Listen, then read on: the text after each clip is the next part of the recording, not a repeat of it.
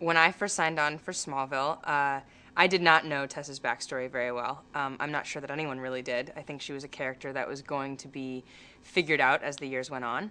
And I did not know that I would be Lex's sister, although having red hair and being kind of in charge of Luthor Corp and living at the mansion led me to believe that would be a possibility. Season 8, every season that I've been involved in, 8, 9, and 10, have been very different, both for me as an actor and also for the character, I think. Season 8 was a lot about not stepping on any toes with regards to Lex, coming in and knowing that I wasn't replacing him, but rather trying to fill a little bit of a void that he left, but also kind of figuring out who I am. And I think halfway through Season 8, my character took a big shift when I actually kind of gave him the straight arm and said that he was no longer an ally of mine. So that was the big shift for Tess. I have a lot of favorite Tess scenes and moments from the last 3 years. And the first one that comes to mind is being a zombie, because I have no idea when that's going to happen again, being a zombie. I also loved that I got to be a zombie with Erica and Tom, because that was something we got to share together. All the fighting that I did was really cool. I learned a lot, both physically and in terms of like fight choreography, and also how to work with a camera in fighting, which I think is a skill. That's like a skill set that you get to learn, and I'm very thankful for that.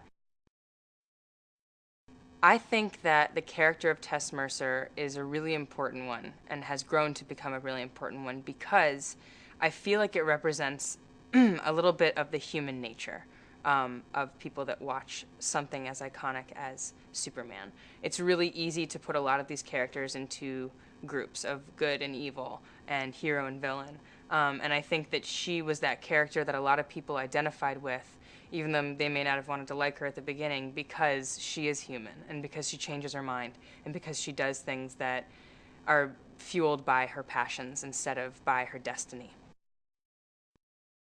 I heard that Michael Rosenbaum was returning to the show from Krypton site, and I read it online, and I was like, what? And then I thought maybe they were pulling another joke on me, like they did at April Fool's Day 2 years ago.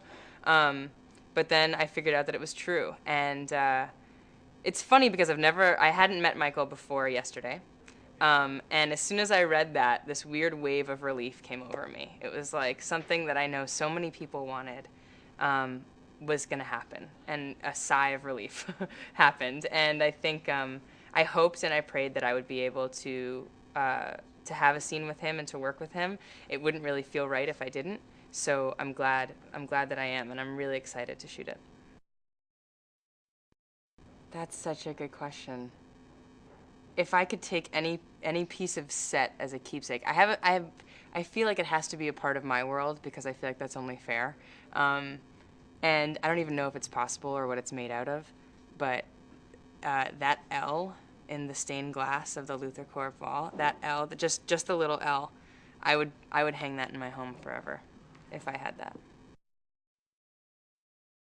I've learned from being a series regular on this show that when you're filming so often, and you're filming for 9 months out of the year and every week and almost every day, there are so many moments that it's difficult sometimes to find your favorite ones or the little ones. But the ones that I really love and will remember and totally cherish are the ones when we're all together and something funny happens and we'll laugh at it like we're all friends.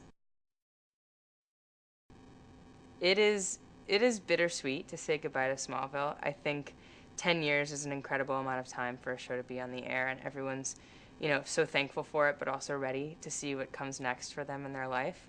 For me, it's only been 3 years, so it's shorter, but it is bittersweet, and I think all of us are so focused on doing the end and finishing it right, and also the next step after that. I think there's going to be a time, and it's already started to hit me, and I think Erica as well. We were talking about this, that big change is coming, and it's emotional, but it's good.